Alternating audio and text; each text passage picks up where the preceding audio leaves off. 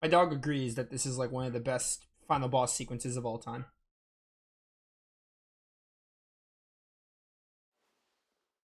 Are these my hands? Stained black with blood and sin. What wickedness I've wrought. And all for what?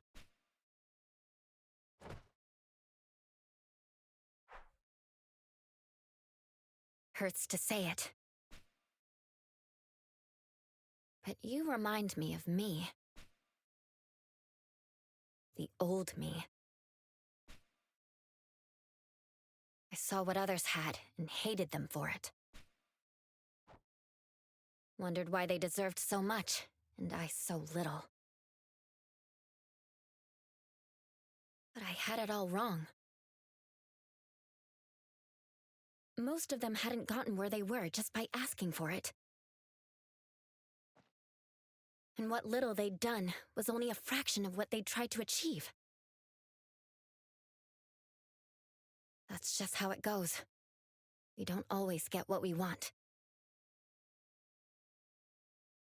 Sometimes, what we wanted was never ours to take.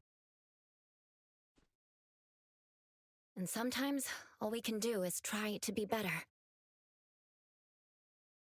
Do the best you can, and hope that it's enough in the end. Maybe that doesn't make much sense, but...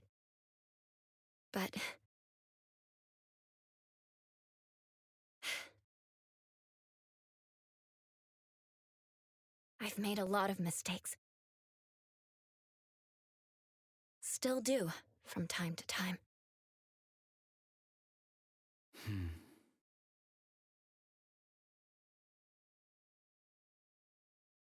To strive for something more. A better self. I too have made mistakes. I turned my back. By men abandoned, thus abandoned men.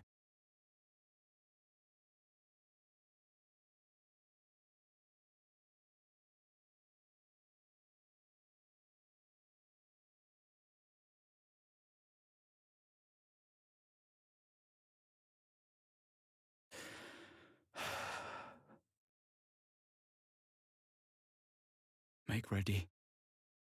Your return is nigh. My magic wanes as life and time remaining ebb. Let not this memory fade. My words preserve.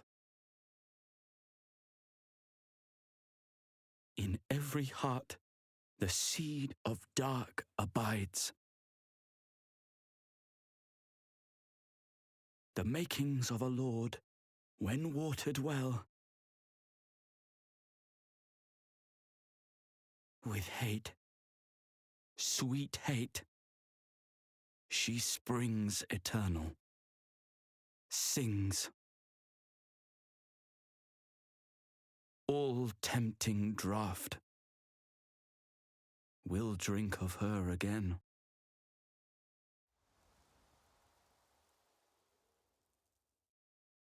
In every heart, the seed of dark abides. The makings of a lord when watered well, with hate, sweet hate, she springs eternal, sings.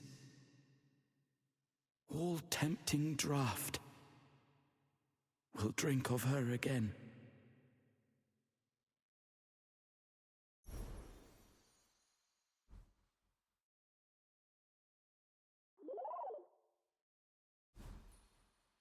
About time we got out of here. I was starting to get homesick.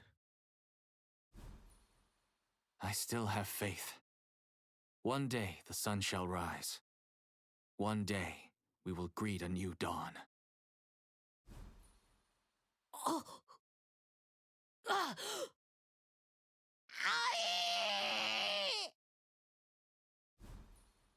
Guess I'll have to pick up from where I left off. Looking for the next mountain to climb. Whatever happens, we'll survive. That's what we do. Wish you were here, old man. We did what we could. And that'll have to do, right? Fucking Sundown basically referencing the game title. We survive, it's what we do. I remember bits and pieces of Akira talking with Orsted. Your main character basically talks to, like, has like their big speech with Orsted.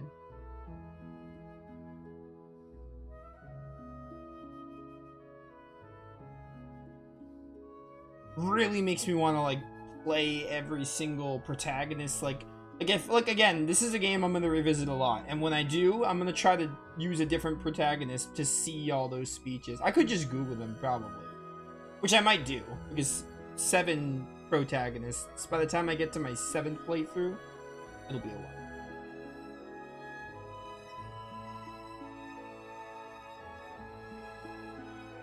Yeah, that was like really different, because Akira's a lot more aggressive with Orsted. Like, oh yeah, like people suck, but you have to stop trying to not take responsibility.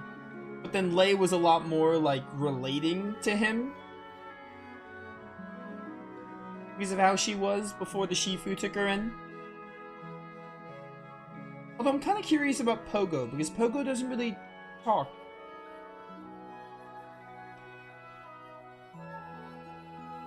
And then we see them all at their timelines. Very nice.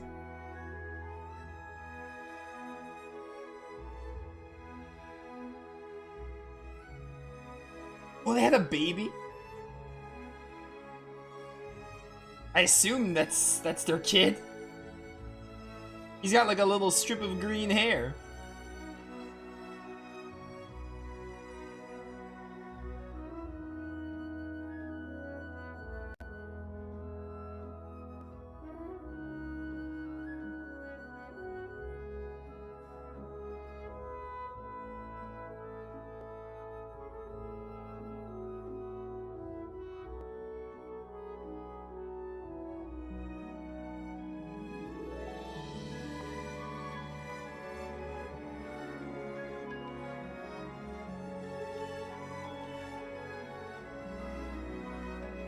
Man, Darth did not deserve to live in the distant future chapter. I hate that he was the survivor. It should have been Rachel. Kato's alive, that's nice. I'm glad Kato's here.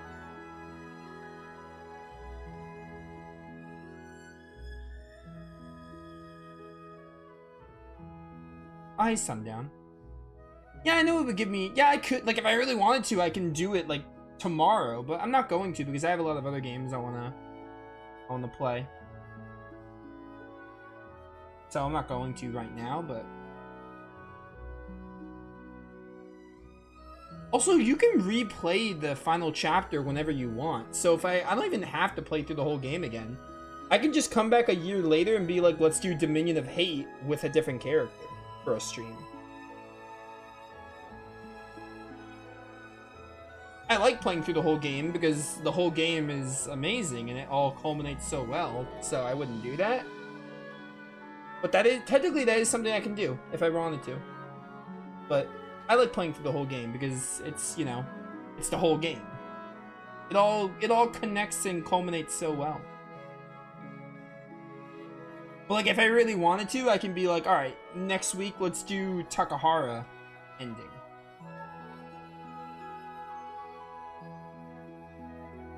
Oh, they're fixing the turtle.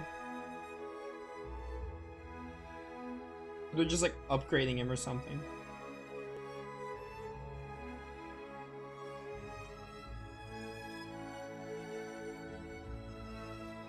It's not that different. The only difference is that's the biggest difference with your protagonist. Other than you just not being able to take them out. That's the biggest difference right there with Orsted. There's really not that many differences. The biggest difference is that one speech that they get with Orsted. That's the biggest difference with it. Which, I mean, again, you don't have to do... In the Dominion of Hate, you can go through it really fast. Oh, and you're with the prisoner. You're like a guardian shinobi now. Or like a master shinobi. You overthrew Ode-io or whatever his stupid name is. Like, you can make the Dominion of Hate, like, short if you want. You don't have to do all the dungeons.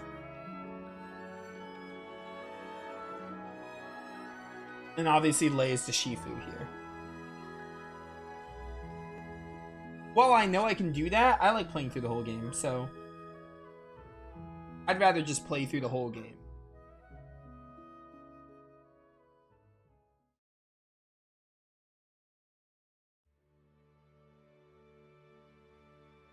What a game. This game is awesome. Amazing game.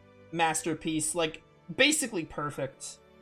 One of my favorites. I freaking love this game. Like, alright. I can think of like one, maybe two, like, air quotes, issues with it. The first one, that one Middle Ages boss we're gonna count in with Orsted. And just that part of Middle Ages in general. Where you only play this Orsted. And then the final chapter, I'm not the biggest fan of having to pick up your party members to switch around your party members.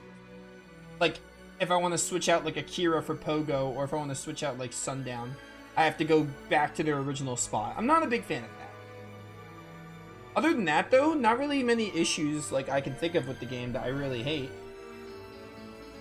Random encounters are a little less than ideal in the final chapter, but I don't think the encounter rate's super high, and running's like guaranteed. So yeah. Gameplay is really fun. I'll admit there's times in the gameplay where like all you're really doing is using one attack and like you don't have to... There's times in the gameplay where like you don't need to strategize that much. But I think I love it because it's so unique. It's so unique and different, like with the tactical elements. The characters have like so many different moves. There's so many different play styles. Party compositions really... You can make your playthroughs different because like you can use different party comps. So I think that alone makes the gameplay amazing. And when we were talking about my favorite turn-based games, this game was number 5. I still think it's that good. But yeah, gameplay's really fun. Really love it. Music is incredible. Live Alive is still my favorite OST of all time in a video game. Guaranteed. I really love the story too. Because like, the story, right? There's a lot to talk about. Like, the little stories, the self-contained stories, there's not a single one that I think is like bad, and there's not a single one that I think is like boring. Like, I think this game is experimental. Like, I think this game is so experimental and tries to do so much, and it's successful with basically everything about it. And the thing is, right, there's parts of the game I'm more interested in others. I'm gonna admit that. Like the Imperial China and Near Future. Those are two of my favorite chapters in the game. Like, I'll admit there's parts of Live Alive I'm less invested in than some other areas, but I don't think they're bad. Like Distant Future, for example. Or Prehistory, or I guess Present Day, but Present Day is short. But like, I don't think there's a single small chapter that feels wasted, and I don't think it's like bad. I think it's just... There's some chapters that like I'm less interested in, but they're still good. They're still really good. Like, there's not a single time I'm playing this game where I'm just not having a fun time. I'm always having a fun time with Live Alive. Again, other than that one boss fight with the Middle Ages with Orsted. But besides that, I'm just always having fun with this game.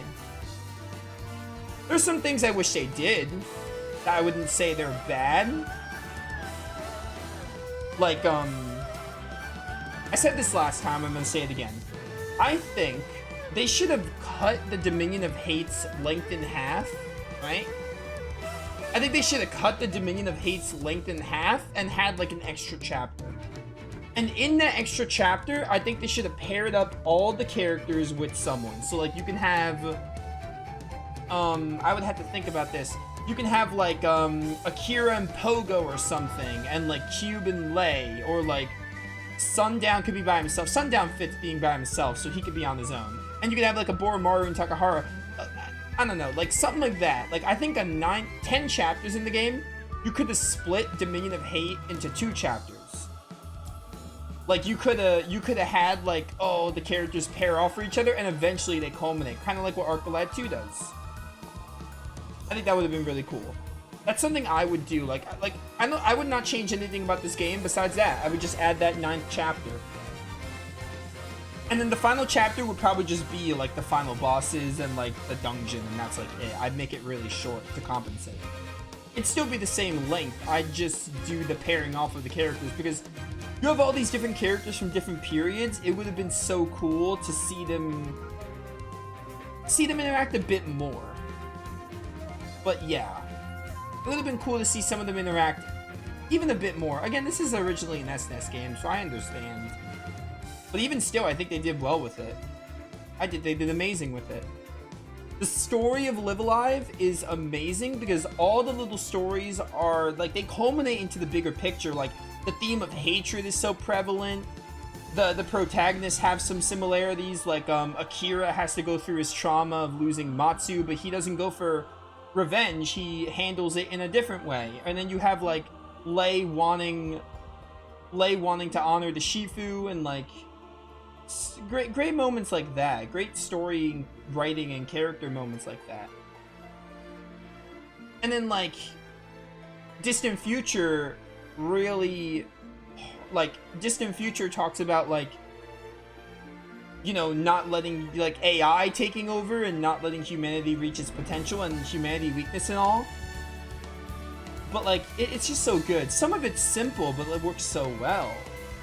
Like, Takahara as well, his story is really simple, but, like, it works so well where, like, he becomes the strongest, and, like, endlessly people are going to be becoming the strongest fighter. They're going to want to keep fighting with him. And then the Boromaru's stuff is cool, but, like, and Prehistory. Prehistory is so revolutionary because they didn't have any spoken dialogue, but they delivered it so well. Yoko Shimomura, amazing with the music. I'll admit, right? I'm gonna admit something. The characters in the game, I love the characters. I'm gonna admit, the game isn't as character focused as what I'm used to, like Tales of or Grandia. I will admit that. I don't think the characters are really the focus of the game. I think the characters are more so, like, there is some good characters here. Like, Lei and Akira are amazing. Lei and Akira are definitely, like, my top 2 characters. I think Akira was my favorite before. I think I switch it. I think Lei is my new favorite, and Akira is my second favorite. I think it depends on which protagonist I do the Dominion of Hate with. Because that speech with Lei made me, like, I already loved her, but it made me love her even more. I don't think the game is super... It's not as character-focused as, like, Tales of, or some Final Fantasy games, or Wild Arms and stuff. Some of the characters definitely represent more of, like, archetype roles. Like, you have Sundown, for example. Sundown kind of, like, you know, Sundown sometimes doesn't really feel like a character, but I think he's cool. I think his character type is cool. And that one hit in his chapter, I think he's really good in that one line. So, like, I would, like, the thing is, I don't think the game didn't really focus the characters that much, but I think they did well with them. Not to say they didn't try, because they definitely have it, but, like, I don't think the characters were the focus of this game. I don't think they were the big focus. I don't think it was trying to be a character-centric game. That being said, I think the characters come off as likable. I think they have some really good characters in this game. I love them. I really love them. I can't help but love these guys. And, like, yeah, Live Alive, like, honestly, one of my favorite games. Might even be, like, top 5, but if not, it's, like, right outside of it. It's really good. It's definitely top 10. I mean, they made that top 30 video, right? I don't remember where I put it. I put it in that video, obviously, because I was top 30 games. I think it was, like, number 8 or something. I don't remember. Or 7? I don't recall. It's top 10, though. Top 10 game of all time. Might be top 5, because, like I said, I'm playing this game, I'm never bored. I'm never really bored with this game, to be honest. Other than that one boss in Middle Ages.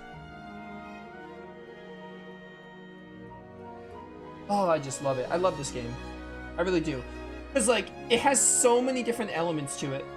you may not like one part of Live Alive, or one part of Live Alive might not be grasping you, but you can try, like, if a story isn't grasping you, you can try another one. There's 7 different stories, and they feel so different.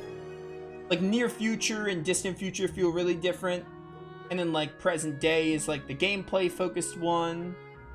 Like, they feel so different, the 7 stories. And the 8th one, too. The 8th one feels like a Dragon Quest FF game, like an early Dragon Quest FF game. And it has all the RPG staples for better and worse random encounters, silent protagonist until the end of it, where he has like 5 lines. That's another thing I would have given, I said this already, but I would have given Orsted narration, or just at least, you didn't have to even voice it, but like a bit more. But they were probably trying to go for a silent protagonist because they wanted to do all the RPG staples. Orsted kind of makes up for it in the ending, though, with his line, like in the ending.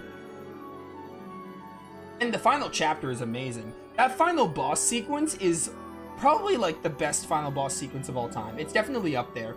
I used to say Ayuden Chronicle had an amazing final duel. Like the final duel in Ayuden Chronicle with Dukes Aldrich, Noah, Sane, and Marissa was awesome. That's like one of my favorite final boss sequences.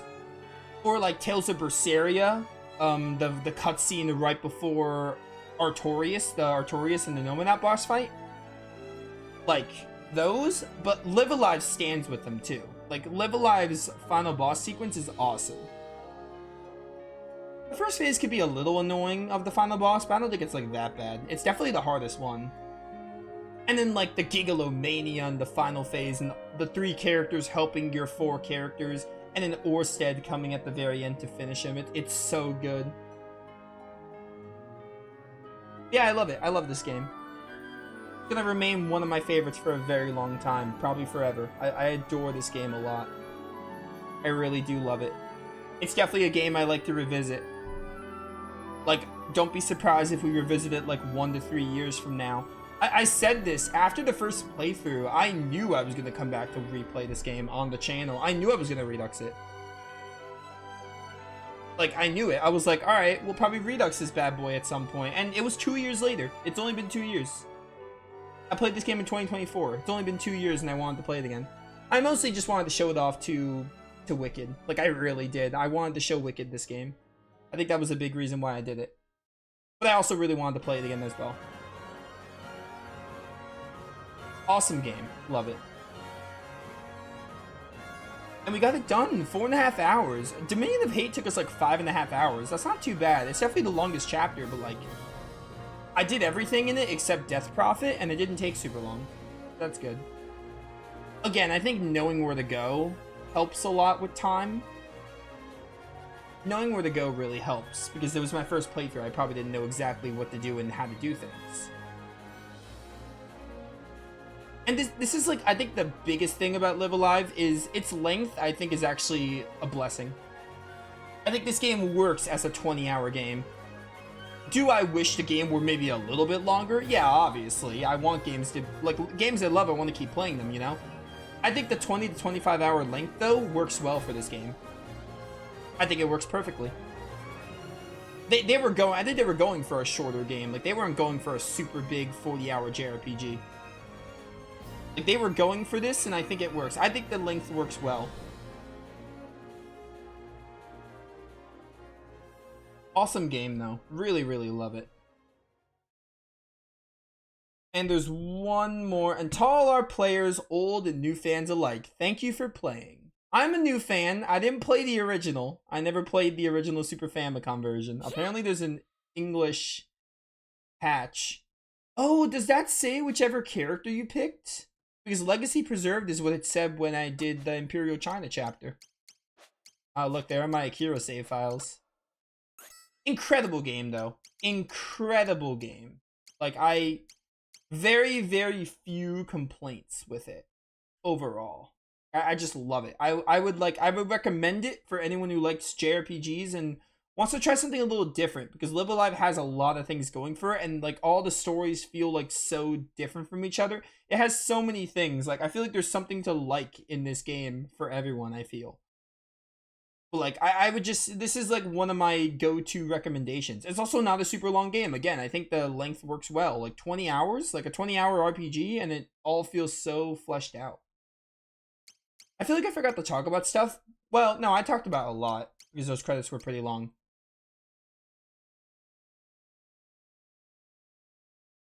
Do I think it would work if it was a standard 40-hour JRPG? Probably. Well, I mean, it depends, right? No, I don't think... If you had this exact game be 40 hours without changing anything, then no, I don't think it would work. Because you know what that would do? That would add padding to it. Live Alive also takes out all the fluff and padding. I don't think there's a single moment in any of the small stories that feels like padding or fluff. And if it does, it's really short. So I don't think this game would work as a 40-hour game. You would have to change some things about it. And then you get the final title screen of all of them together. I think that kind of spoiled... That was kind of spoiled, though, because I already beat the game, so this showed already. But it feels rewarding to finish the game. I don't think this would work as a... I don't think a 40-hour game would work. Maybe 30. I think 30 would still work. I think a 40-hour game, you'd have to make some changes to it, which I don't want them to do. I think this game is basically perfect. So I mean, I'll take my 20 to 25 hour game, come back to it like a year, 1 to 3 years from now. I'll take that over like a 40-hour game, potentially like adding more fluff and filler. But then there's games it really works, like I don't know, Tales of games, for example. And to be clear, fluff isn't necessarily a bad thing. Fluff and padding doesn't have to be a bad thing, but I feel like you risk it feeling a little padded. Like, I wouldn't want them to take that risk. I don't know. But yeah, I'm gonna be making a review. I'm gonna be doing a review for Live Alive. I know this is a Redux, but we finished it, and, you know, I'm making reviews now. I might as well. We're going to make a review for Live Alive, so anything I forgot to talk about, I'll talk about there.